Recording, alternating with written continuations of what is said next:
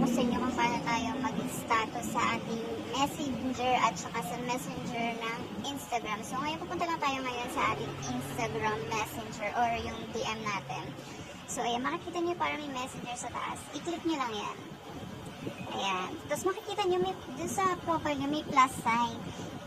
Itatap nyo lang yan. So, dyan tayo magsusulat ng ating what's on your mind. Ayan, pwede kayong mag-leave ng note.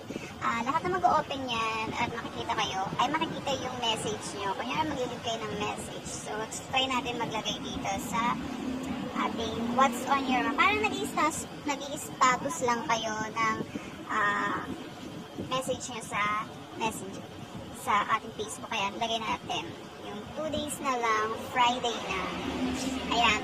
Tapos lahat ng mag-open ng ano nyo at makikita yung picture nyo, makikita nyo yung sa taas na nakalagay.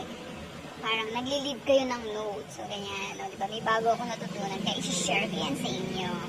So, ayan, ganyan. So, lahat mag-open ng messenger ng inyong try naman natin sa messenger to ng FB natin. So, ganyan yung ginawa ko. Meron na nga akong ginawa dyan. So, ipapakita ko na lang siya kung paano.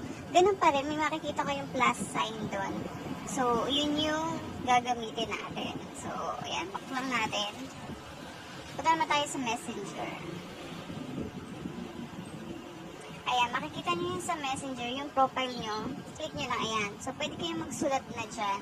So, ganun din yung ginawa ko. Makikita, so, lahat ng, pag nag-open ka ng messenger mo, makikita nila yung leave note na ginawa mo. So, makikita lang nila. So, wala lang. Tinuro ko lang sa inyo. Baka gusto nyo rin i-try. So, ayan.